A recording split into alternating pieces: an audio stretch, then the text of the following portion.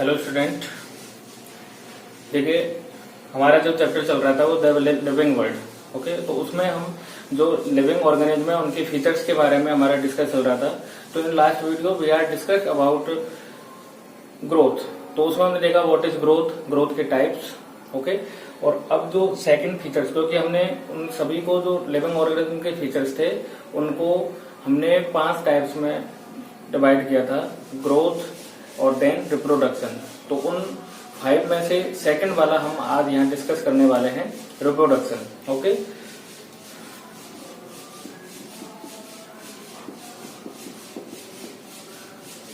Reproduction, ठीक है। देखिए इससे नेम से पता लग रहा है, रिप्रोडक्शन मीन्स होता है टू प्रोड्यूस। इसका मतलब है यहाँ पे प्रोडक्शन होता है।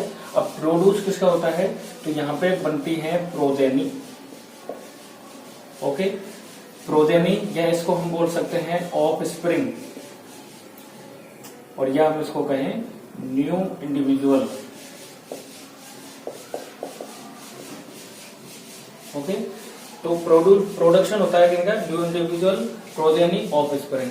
अब ये जो प्रोडक्शन हुआ है वो किससे हुआ है, तो वो हुआ है यहाँ पे ऑर्गेनिज्म होते हैं,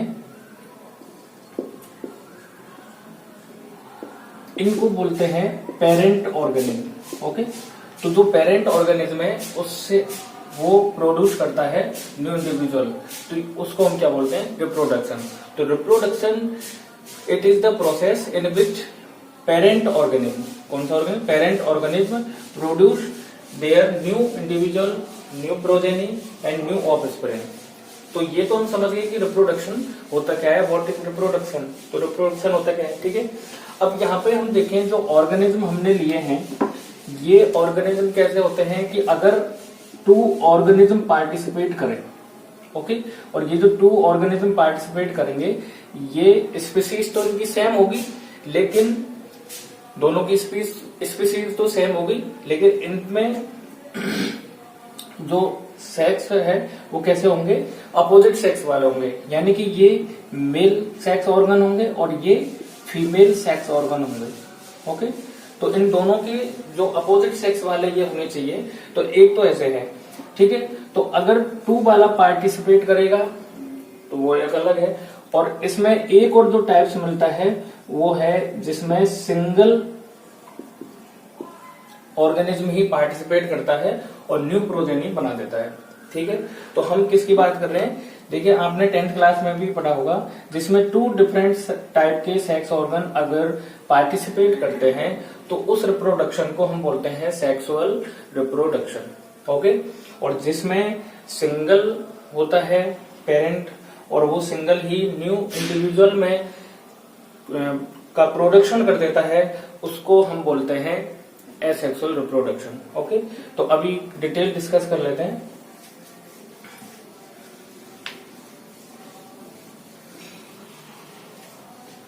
तो हमारे सामने 2 टर्म्स निकल के आई हैं। First one is sexual reproduction.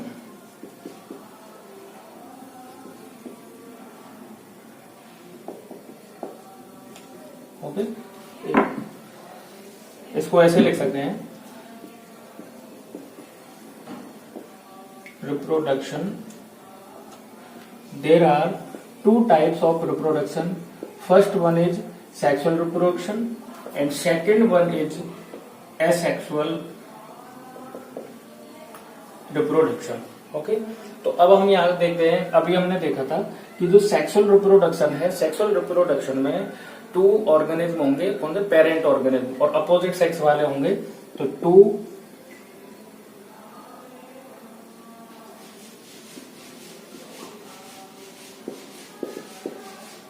Organism वो क्या होंगे, पेरेंट्स, ठीक है। कैसे होंगे, अपोजिट सेक्स वाले, और अपोजिट सेक्स में मेल आता है एंड फीमेल। तो जो मेल गैमेट बनते हैं, जो मेल हमारे मेल वाला पेरेंट है, उसको हम शो करते हैं इस साइन से, और इसको रिप्रेजेंट करते हैं हम इस वाले साइन से, ठीक है। तो ये दोनों का हो गया, तो ये अपोजिट सेक्स वाले होते हैं। लेकिन हम यहाँ पे देखें, यहाँ पे ओनली सिंगल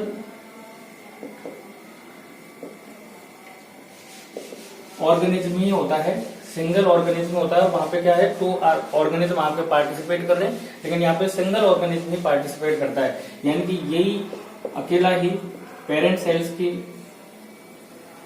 के लायक यहाँ पे बिहेव करता है। और ये जो पेरेंट ऑर्गेनिज्म है या सिंगल ऑर्गेनिज्म है, ये किसमें प्रोडक्शन हो जाता है, इसका न्यू प्रोजेनी में अकेले का है। ठीक है, तो यहाँ पे बात निकल है कि सेक्सुअल रिप्रोडक्शन में टू ऑर्गेनिज्म पार्टिसिपेट करते हैं और इसमें सिंगल। ठीक है, देन बात करें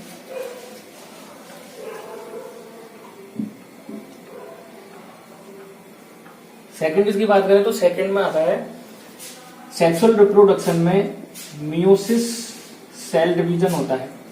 ओके, देखिए इसमें सेक्सुअल रिप्रोडक्शन में माइटोटिक सेल डिवीजन भी होता है और मियोसिस भी होता है। ठीक है, ओके, तो मियोसिस के साथ साथ क्या होता है, माइटोसिस,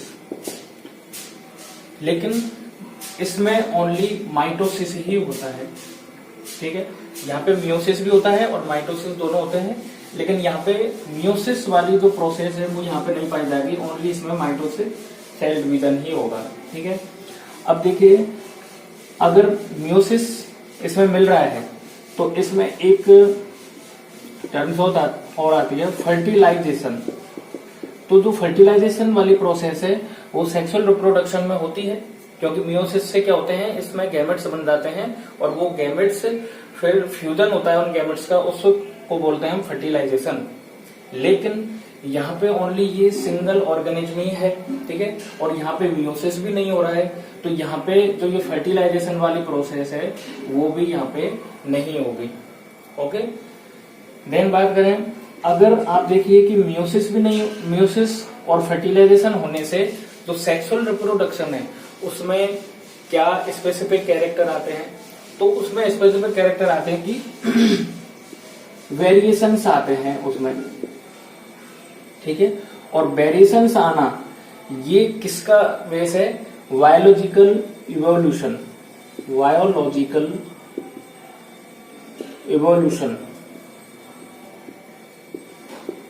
ओके, अब यहाँ पे बात करें तो यहाँ पे कोई भी वेरिएशंस नहीं आता है, क्योंकि यहाँ पे मियोसिस भी नहीं होता, मियोसिस नहीं है तो फर्टिलाइजेशन भी नहीं होता, और यहाँ पे ये जो वेरिएशंस वाली कंडीशन है वो यहाँ पे नहीं आएगी। ओके, और आगे बात करें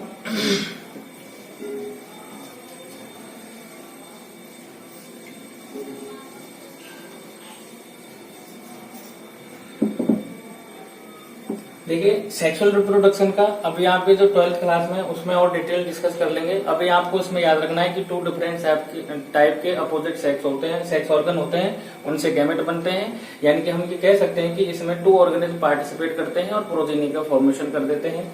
लेकिन यहाँ पे ये अकेले होते हैं, सिंगल ही होते हैं, और ये न्यू इंडिविजुअल का फॉर्मेशन कर देते हैं अकेले ही। ना इसमें कोई मियोसिस वाली प्रोसेस होती है और ना ही इसमें कोई फर्टिलाइजेशन वाली होती है, और इसमें कोई वेरिएशंस भी नहीं आते। देन बात करें कि जो एसेक्सुअल रिप्रोडक्शन है वो जेनेटिकली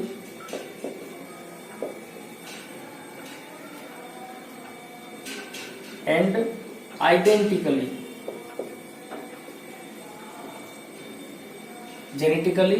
आइडेंटिकली सेम होता है, बिल्कुल सिमिलर होता है, अपने जो पेरेंट ऑर्गेनिज्म के बिल्कुल सिमिलर होता है। ठीक है, ये बिल्कुल सिमिलर होता है जेनेटिकली और आइडेंटिकली, इसलिए इससे जो प्रोजेनी बनती है उनको हम बोल सकते हैं क्लोन। और क्लोन का मतलब होता है फोटोकॉपी। देखो फोटोकॉपी में एग्जैक्ट फोटोकॉपी हो जाती है, जो जैसा रहता है उसी की फोटोकॉपी निकल के हमारे जो प्रिंटर है उसमें से होकर आ जाती है। ठीक है, तो सेम यहाँ पे वही चीज है, क्योंकि इसमें जेनेटिकली और आइडेंटिकली दोनों तरीके से सेम होता है, तो जो प्रोजेनी बनती है उसको हम क्या बोलते हैं, क्लोन बोलते हैं। यहाँ पे ऐसा नहीं होता, इनसे जो बनते हैं उनको हम क्लोन नहीं बोलते। ठीक है, और अब ये तो सेक्सुअल रिप्रोडक्शन की अपन आगे और स्टडी करेंगे। अब एसेक्सुअल रिप्रोडक्शन है, इसके कुछ मेथड है उसको देख लेते हैं।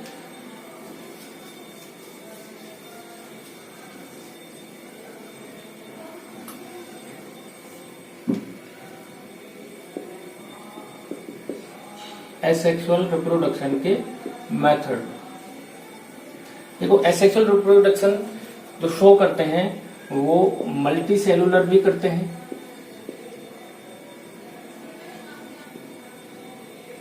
मल्टी सेलुलर भी करते हैं एंड यूनिसेलुलर भी करते हैं। ओके, देखो बताने की जरूरत नहीं है, मल्टी सेलुलर जिसमें मोर देन 2 सेल्स मिलती हैं, ओके, और जिसमें ओनली सिंगल सेल्स मिलती है। यूनि का मतलब होता है सिंगल, यूनि का मतलब होता है सिंगल और सेल। तो जिस ऑर्गेनिज्म में ओनली 1 सेल मिलती है, सिंगल सेल मिलती है, उन ऑर्गेनिज्म को हम बोलते हैं यूनिसेलुलर।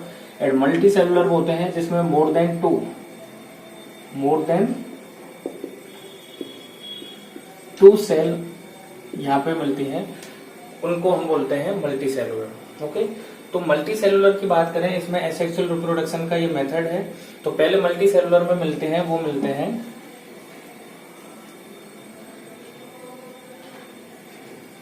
फर्स्ट मेथड देते हैं। फर्स्ट मेथड के जो आपको एग्जांपल होता है जैसे फंजाई और कुछ एल्गी, ठीक है। तो फंजाई और एल्गी में क्या होते हैं, देखिए ये स्ट्रक्चर है और इस स्ट्रक्चर को हम बोलते हैं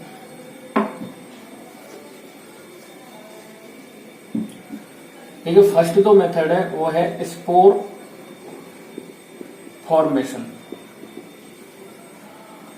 जो फर्स्ट मेथड है वो क्या है, स्पोर फॉर्मेशन। तो स्पोर फॉर्मेशन जिनमें मिलता है वो है आपके एल्गी, फंजाई एटसेट्रा।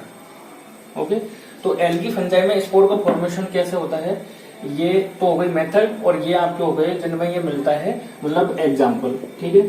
अब यहाँ पे एक स्ट्रक्चर देखें, देखिए ये है ना, ये एल्गी है और वो एल्गी या फंजाई, तो इसमें बहुत सारे,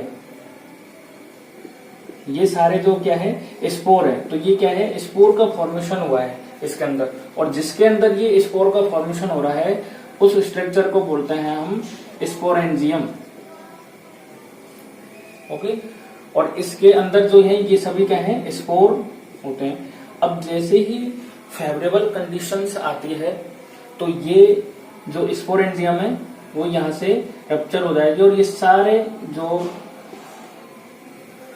स्पोर है ये बाहर एनवायरनमेंट में आ जाएंगे, और एनवायरनमेंट में आने पर ये ग्रो करके और न्यू फंजाई और न्यू एल्गी बना देंगे। तो अभी देखिए इसमें 2 जो ऑर्गेनिज्म की जरूरत पड़ी नहीं, इसमें ओनली 1 था और उसके अंदर एक स्पोरेंजियम वाली स्ट्रक्चर हुई और स्पोरेंजियम के अंदर बहुत सारे स्पोर बने, स्पोर का फॉर्मेशन हुआ। जैसे ही फेवरेबल कंडीशंस आई वो स्पोर सारे बाहर आ गए और न्यू इंडिविजुअल में चेंज हो गए। अब ये जितने भी स्पोर हैं ये न्यू इंडिविजुअल या न्यू प्रोजेनी बना लेंगे। क्लियर है? तो ये फर्स्ट हमारा होगा स्पोर फॉर्मेशन। मल्टी सेलुलर में ही और एग्जांपल है,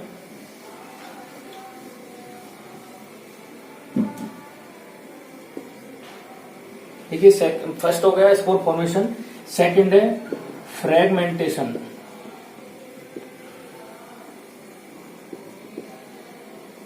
सेकंड वाला है फ्रेगमेंटेशन।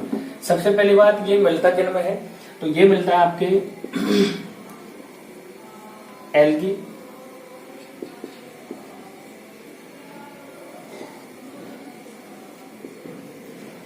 ब्रायोफाइट्स। एक ब्रायोफाइट्स का एग्जांपल है मॉस, जो आपने 9th क्लास में इसकी स्टडी की होगी। तो ब्रायोफाइट्स में जो मॉस और एल्गी है उनमें फ्रेगमेंटेशन मिलता है। देखिए ये किस तरीके से होता है, ये सिंगल सेल्स बोला हम अभी बाद में समझेंगे, यहाँ मैं आपको बताता हूँ कि जो फ्रेगमेंटेशन कैसे होता है। ठीक है, देखिए ये इसकी स्ट्रक्चर हो गई, यहाँ पे ये मिल गया। अब फ्रेगमेंटेशन में क्या होगा, जैसे कि यहाँ से ये सेपरेट हो जाएगा, ठीक है। तो अब ये कंडीशन बनी एंड सेकंड वाली ये बनी एंड देन ये बनी। तो अब नेक्स्ट जब होगा तो ये अपने आप में न्यू इंडिविजुअल होंगे।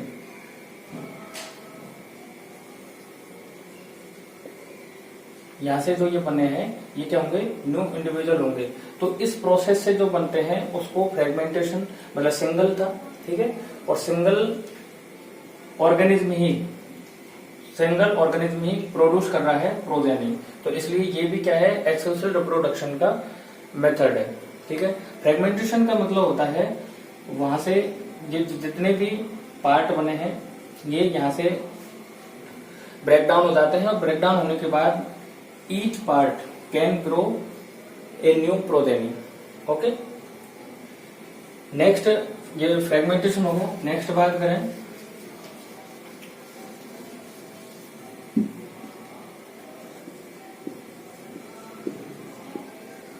Y budding.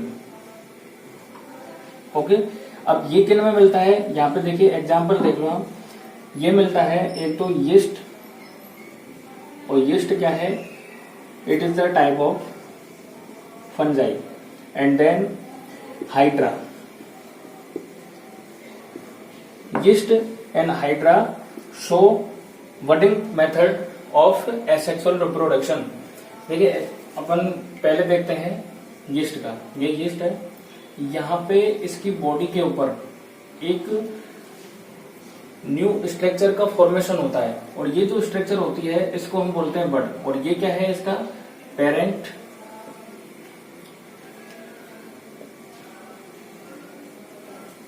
बॉडी। ठीक है, तो यहाँ पे जो ये स्ट्रक्चर बनी है इसको क्या बोलते हैं, बड बोलते हैं। ओके, नेक्स्ट प्रोसेस में क्या आएगा, ये जो अभी बड, ये तो गई आपकी पेरेंट बॉडी इसकी यीस्ट की, और मैच्योर हो जाएगा। ठीक है, तो जब ये पूरा मैच्योर हो जाएगा तो यहाँ से ये सेपरेट हो जाएगा। सेपरेट होने के बाद ये न्यू प्रोजेनी यहाँ पे बन गई है।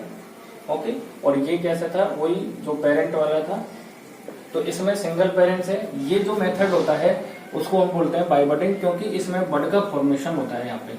ठीक है, और ये बड का फॉर्मेशन मैच्योर हो जाता है, मैच्योर होने के बाद वो सेपरेट हो जाता है अपनी पेरेंटल बॉडी से। ठीक है, तो ये तो था यीस्ट का। और इसी तरीके से सेम हाइड्रा में होता है। हाइड्रा में कैसे,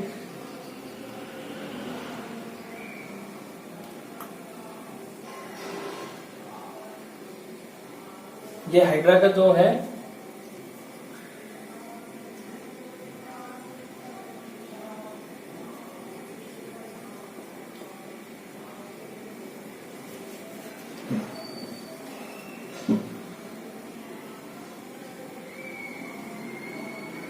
ये हाइड्रा का क्या है, पेरेंटल बॉडी है। ठीक है, तो अब क्या होता है इसमें हल्का सा यहाँ पे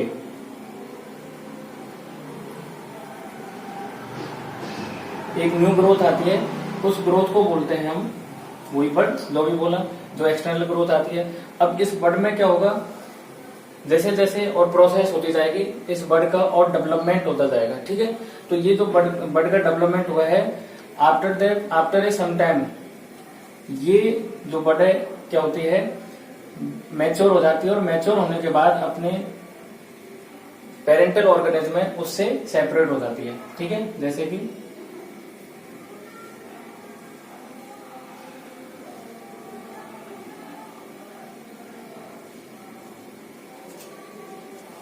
और अब आगे जाके ये अलग, और यहां से ये,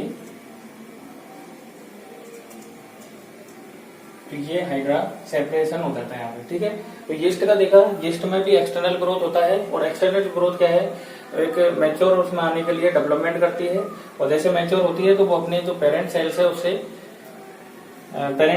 सेपरेट हो जाती है। ऐसे हाइड्रा है, हाइड्रा में एक्सटर्नल ग्रोथ होती है जिसको हमने बोला बड, और जब इसका डेवलपमेंट होता है और डेवलपमेंट हो जाने के बाद ये अपने पेरेंट सेल से सेपरेट हो जाती है। ये एग्जांपल है हाइड्रा का। ठीक है, नेक्स्ट मेथड देखते हैं।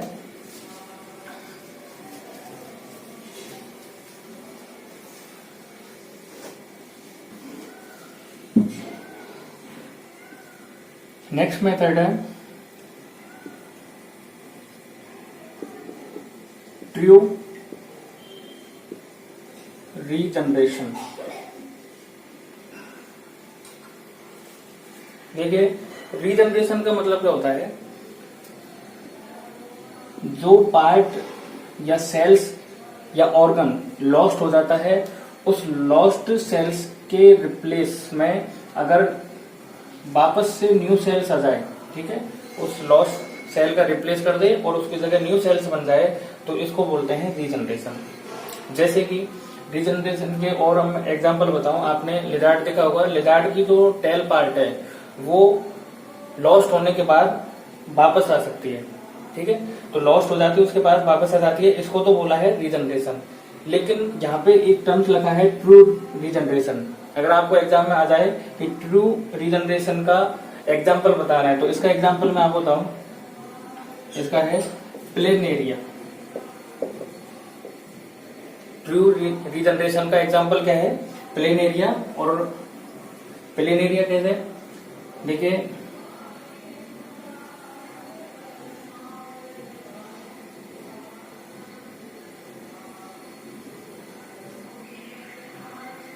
ये प्लेन एरिया के क्या है? पेरेंट सेल्स है। यहाँ पे इसका जो पार्ट है वो यहाँ से लॉस्ट हो जाता है, यानी कि अब जो बचता है वो कौन सा? सिर्फ ये वाला। बीच में जो बचता है वो ये वाला, और लास्ट है ये, ठीक है। तो यहाँ से ये पार्ट डिवाइड हुआ, ये यहाँ पे हुआ ये, और यहाँ पे हुआ है। अब इसकी बात करें सबसे पहले, तो अभी यही है, लेकिन अभी मैंने क्या कहा, ये रीजनरेशन मतलब लॉस्ट पार्ट हो जाता है, इसके नीचे वाला पार्ट है वो क्या? लॉस्ट हो गया, लेकिन इस पार्ट की जगह पे यहाँ पे न्यू आ जाता है, तो ये क्या बन गया? एक न्यू प्रोजेनी बन गई। सेकंड की बात करें, देखिए सेकंड में हमारे पास ये है, और यहाँ पे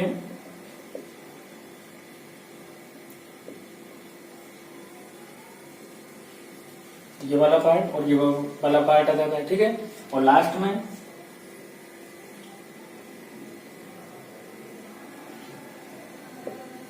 ये वाला पार्ट आ जाता है।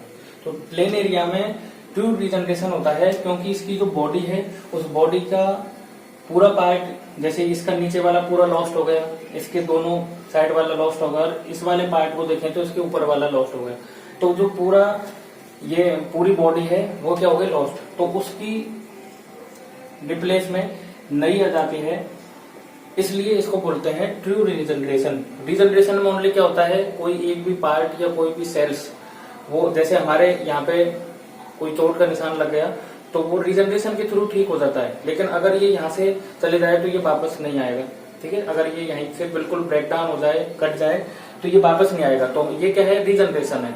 लेकिन इसमें ट्रू रीजनरेशन होता है, क्योंकि इसके पूरा का पूरा जो पार्ट्स है, जैसे ये बिल्कुल हेड वाला पार्ट है, ये मिडिल वाला पार्ट है, और ये लोअर वाला पार्ट है, टेल वाला पार्ट, तो इसमें ओनली हेड वाले पार्ट पे पूरी बॉडी का फॉर्मेशन हो जाता है, ठीक है। तो ये तो रीजनरेशन का जैसे लिजार्ड है, लिजार्ड का टेल पार्ट, उसमें क्या होता है? लॉस्ट तो उसमें भी होते हैं, लेकिन उसमें एक सेल्स लॉस्ट होती है कोई भी, और इसमें पूरे की पूरी बॉडी है वो लॉस्ट हो जाती है, और उसके रिप्लेस में नई सेल्स आ जाती है। तो ऐसा जिनमें होता है, उस मेथड को तो हमने बोला ट्रू रीजनरेशन, और एग्जाम्पल है हमारा प्लेन एरिया, ठीक है। अब ये तो होगा मल्टी सेलुलर का, अब यूनिसेलुलर का हम देख लेते हैं।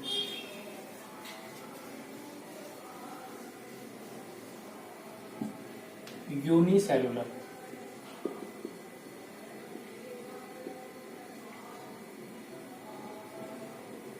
ठीक है। यूनिसेलुलर में होता है increase in number of sales.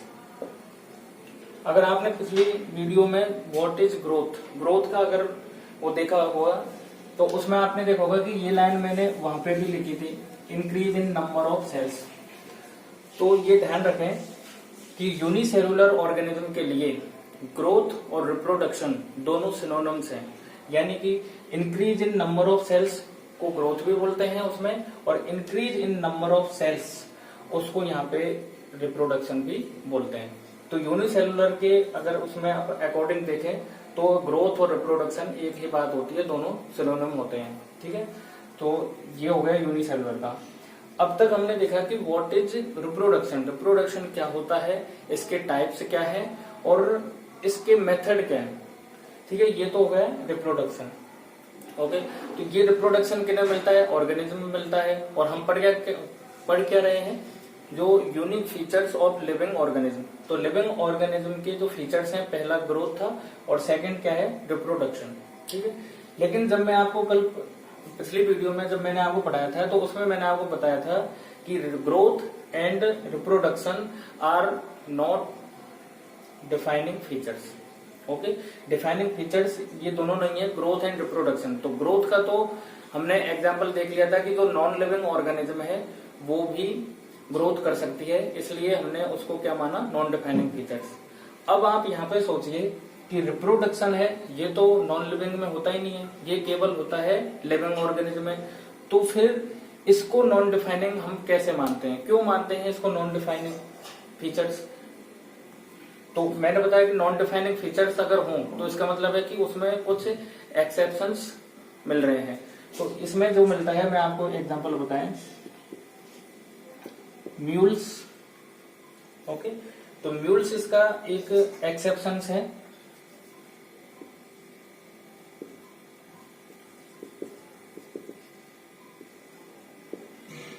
Mules. Second, infertile human. ठीक है, mules, infertile humans. And third है स्टेराइल